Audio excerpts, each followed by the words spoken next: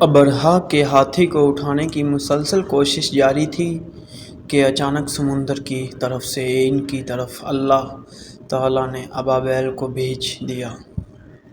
وہ ٹڈیوں کے جھنڈ کی طرح آئی۔ دوسری طرف عبدالمطلب مکہ میں داخل ہوئے، حرم میں پہنچے اور کعبہ کے دروازوں کی زنجیریں پکڑ کر ابرہہ اور اس کے لشکر کے خلاف فتح کی دعا مانگی۔ ان کی دعا کے الفاظ یہ تھے: اے اللہ، یہ بندہ اپنے قافلے اور اپنی جماعت کی حفاظت کر رہا ہے، تو اپنے گھر یعنی بیت اللہ کی حفاظت فرما۔ ابرہہ کا لشکر فتح نہ حاصل کر سکے، ان کی طاقت تیری طاقت کے آگے کچھ بھی نہیں۔ آج صلیب کامیاب نہ ہو۔ صلیب کا لفظ اس لیے بولا کہ یہ ابرہہ عیسائی تھا اور صلیب کو عیسائی اپنے نشان کے طور پر ساتھ لے کر چلتے ہیں۔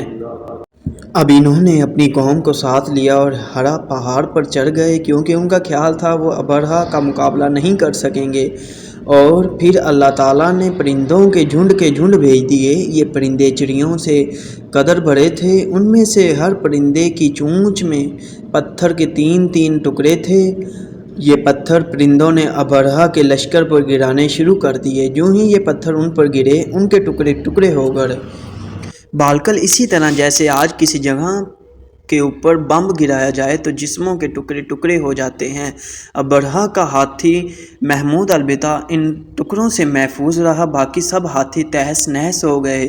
یہ ہاتھی 13 عدد تھے، سب کے سب کھائے ہوئے تھے۔ جیسا کہ سورۃ الفیل میں آتا ہے، ابرہہ اور اس کے کچھ ساتھی تباہی کا یہ منظر دیکھ کر بری طرح بھاگے، لیکن پرندوں نے ان کو بھی نہ چھوڑا۔ ابرہہ کے بارے میں طبقات میں لکھا ہے کہ اس کے جسم کا ایک عضو الگ ہو کر گرتا چلا گیا، یعنی وہ بھاگ رہا تھا اور اس کا جسم کا ٹکڑا الگ ہو کر گر رہا تھا۔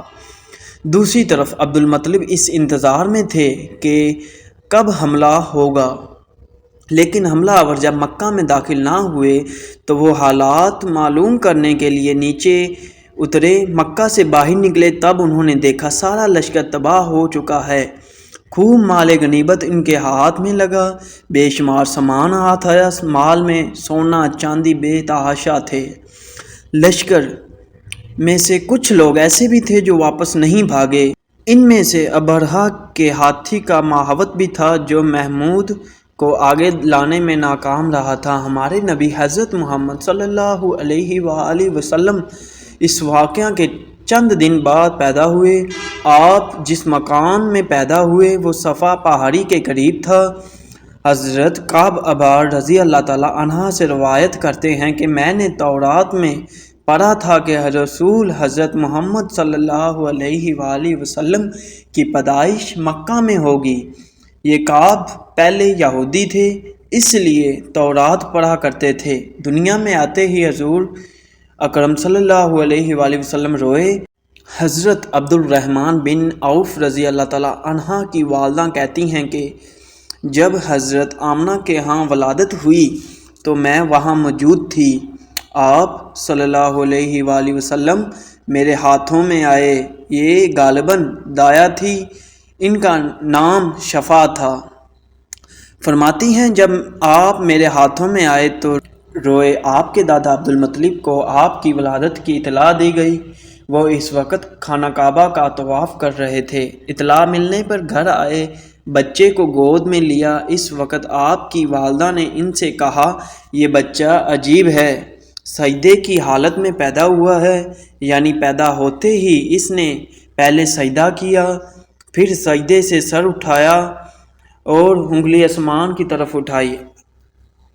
عبدالمطلب نے آپ کو دیکھا، اس کے بعد آپ کو کعبہ میں لے آئے، آپ کو گود میں لیے رہے اور طواف کرتے رہے۔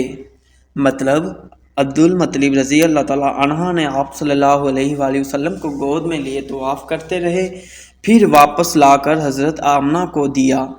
آپ کو عرب کے دستور کے مطابق ایک برتن سے ڈھانپا گیا، لیکن وہ برتن ٹوٹ کر آپ کے اوپر سے ہٹ گیا۔ اس وقت آپ اپنا انگوٹھا چوستے نظر آئے۔ اس موقع پر شیطان بری طرح چیخا۔ تفسیر ابن مخلد میں ہے کہ شیطان صرف 4 مرتبہ چیخا، پہلی بار اس وقت جب اللہ تعالیٰ نے اسے معلوم ٹھہرایا، دوسری بار اس وقت جب اسے زمین پر اتارا گیا، تیسری بار اس وقت چیخا جب حضرت محمد صلی اللہ علیہ وآلہ وسلم کی پیدائش ہوئی، اور چوتھی مرتبہ اس وقت جب نبی کریم صلی اللہ علیہ وآلہ وسلم پر سورۃ فاتحہ نازل ہوئی۔ اس موقع پر حضرت حسان بن ثابت رضی اللہ تعالیٰ عنہ کہتے ہیں، میں 8 سال کا تھا، جو کچھ دیکھا اور سنتا تھا اس کو سمجھتا تھا۔ ایک صبح میں نے یثرب یعنی مدینہ منورہ میں ایک یہودی کو دیکھا، وہ ایک اونچے ٹیلے پر چڑھ کر چلا رہا تھا۔ لوگ اس یہودی کے گرد جمع ہو گئے اور بولے، کیا بات ہے، کیوں چلا رہے ہو؟ یہودی نے جواب دیا، احمد کا ستارہ طلوع ہو گیا ہے اور وہ آج رات پیدا ہو گئے ہیں۔ حضرت حسان بن ثابت رضی اللہ تعالیٰ عنہ بعد میں 60 سال کی عمر میں مسلمان ہوئے تھے۔ 120 سال کی عمر میں انہوں نے وفات پائی، گویا ایمان کی حالت میں 60 سال انہوں نے گزارے۔ وہ بہت اچھے شاعر تھے۔ نبی کریم صلی اللہ علیہ وآلہ وسلم کی اپنے اشعار میں تعریف کیا کرتے تھے اور دشمنوں کی برائی اشعار میں بیان کیا کرتے تھے۔ غزوات کے موقع پر اشعار کے ذریعے مسلمانوں کو جوش دلاتے تھے۔ اسی بنیاد پر انہیں شاعر رسول کا خطاب ملا تھا۔ حضرت کعب احبار رضی اللہ تعالیٰ عنہ فرماتے ہیں کہ میں نے تورات میں پڑھا ہے کہ اللہ تعالیٰ نے حضرت موسیٰ علیہ السلام کو آن حضرت محمد صلی اللہ علیہ وآلہ وسلم کی ولادت کے وقت کی خبر دے دی تھی، اور حضرت موسیٰ رضی اللہ تعالیٰ عنہ نے اپنی قوم بنی اسرائیل کو اس کی اطلاع دے دی تھی۔ اس سلسلے میں انہوں نے فرمایا تھا، تمہارے نزدیک جو مشہور چمکدار ستارہ ہے، جب وہ حرکت میں آئے گا تو وہی وقت رسول پاک صلی اللہ علیہ وآلہ وسلم کی پیدائش کا وقت ہوگا۔ یہ خبر بنی اسرائیل کے علماء ایک دوسرے کو دیتے چلے آئے تھے، اور اس طرح بنی اسرائیل کو بھی آن حضرت کی ولادت کا وقت یعنی اس کی علامت معلوم تھی۔ حضرت عائشہ رضی اللہ تعالیٰ عنہا سے روایت ہے کہ ایک یہودی عالم مکہ میں رہتا تھا۔ جب وہ رات آئی جس میں آن حضرت صلی اللہ علیہ وآلہ وسلم پیدا ہوئے، تو وہ قریش کی ایک مجلس میں بیٹھا تھا۔ اس نے کہا، کیا تمہارے ہاں آج کوئی بچہ پیدا ہوا ہے؟ لوگوں نے کہا، ہمیں تو معلوم نہیں۔ اس پر اس یہودی نے کہا، میں جو کچھ کہتا ہوں اسے اچھی طرح سن لو۔ آج اس امت کا آخری نبی پیدا ہو گیا ہے، اور قریش کے لوگوں وہ تم میں سے ہے، یعنی وہ قریشی ہے، اور اس کے کندھے کے پاس ایک علامت ہے، یعنی مہر نبوت۔ اس میں بہت زیادہ بال ہیں، یعنی گھنے بال ہیں، اور یہ نبوت کا نشان ہے، نبوت کی دلیل ہے۔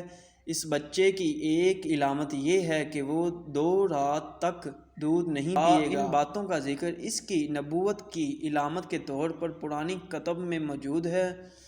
علامہ ابن حجر نے لکھا ہے کہ یہ بات درست ہے، آپ نے 2 دن تک دودھ نہیں پیا تھا۔ یہودی عالم نے جب یہ باتیں بتائیں تو لوگ وہاں سے اٹھ گئے۔ انہیں یہودی کی باتیں سن کر بہت حیرت ہوئی۔ جب وہ لوگ اپنے گھروں میں پہنچے تو ان میں سے ہر نے اس کی باتیں اپنے گھر کے افراد کو بتائی۔ عورتوں کو چنانچہ حضرت آمنہ کے ہاں بیٹا پیدا ہونے کی خبر ہو چکی تھی، اس لیے انہوں نے اپنے مردوں کو بتایا، ذرا چل کر مجھے وہ بچہ دکھاؤ۔ لوگ اسے ساتھ لیے حضرت آمنہ کے گھر کے باہر آئے، ان سے بچہ دکھانے کی درخواست کی۔ آپ نے بچے کو کپڑے سے نکال کر انہیں دکھا دیا۔ لوگوں نے آپ کے کندھے پر سے کپڑا ہٹایا۔ یہودی کی نظر جوں ہی مہر نبوت پر پڑی، وہ فوراً بے ہوش ہو کر گر پڑا۔ اسے ہوش آیا تو لوگوں نے ان سے پوچھا، تمہیں کیا ہو گیا تھا؟ تم کیوں بے ہوش ہوئے تھے؟ جواب میں اس نے کہا، میں اس غم سے بے ہوش ہوا تھا کہ میری قوم میں سے نبوت ختم ہو گئی۔ اے قریشیو، اللہ کی قسم، یہ بچہ تم پر زبردست غلبہ حاصل کرے گا اور اس کی شہرت مشرق سے مغرب تک پھیل جائے گی۔